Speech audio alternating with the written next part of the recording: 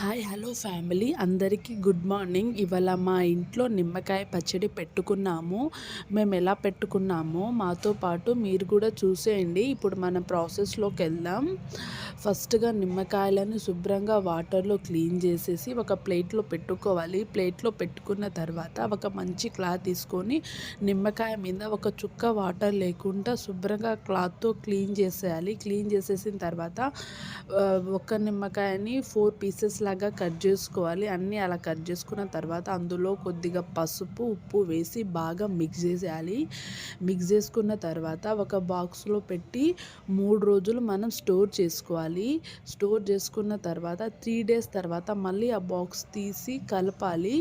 కలిపిన తర్వాత ఒక ప్యాన్ పెట్టాలి ఫ్యామిలీ. ప్యాన్ పెట్టుకొని అందులో మెంతులు, ఆవాలు 2 ఫ్రై చేసుకోవాలి. ఫ్రై చేసుకొని దాన్ని పౌడర్ చేసుకోవాలి. పౌడర్ చేసుకొని పక్కన పెట్టుకున్న తర్వాత మళ్ళీ అదే ప్యాన్లో కొద్దిగా ఆయిల్ వేసి మెంతులు, ఆవాలు, ఎండుమిరపకాయలు, జీలకర్ర, ఎల్లిపాయలు వేసి పోపు పెట్టుకోవాలి. పోపు పెట్టుకున్న తర్వాత మనము స్టోర్ చేసుకున్న నిమ్మకాయ ముక్కలు ఒక గిన్నెలో వేసుకొని అందులో తగినంత ఉప్పు, కారం, మనం దంచి పెట్టుకున్న పౌడర్, మెంతులు, ఆవాల పౌడర్ వేసి బాగా ముక్కలకు పట్టేలా మిక్స్ చేయాలి ఫ్యామిలీ.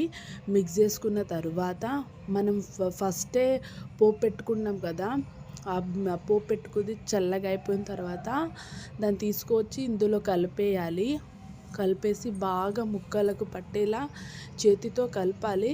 కలిపేసిన తర్వాత దాన్ని ఒక బాక్స్లో పెట్టుకొని స్టోర్ చేసుకున్నాం అనుకో, మనం 1 మంత్ 2 మంత్ వరకు అది నిల్వ ఉంటుంది ఫ్యామిలీ. మనం దానికి ఇడ్లీలో కానీ, దోశలో కానీ, వేడి వేడి అన్నంలో తింటే చాలా టేస్టీగా ఉంటుంది. మేమంతా పెట్టేసిన తర్వాత లాస్ట్లో ఈ గిన్నెలో పెట్టుకొని మా అత్తయ్య గారు తింటున్నారు. చూడండి, ఈ వీడియో మీకు నచ్చింది అనుకుంటున్నా. మీరందరూ నా వీడియో చూసి కంపల్సరీ లైక్ చేయాలి family. Please like, share, subscribe to Vasantha's world channel. Thank you. Bye bye. మళ్ళీ ఇంకో వీడియోలో కలుస్తాను.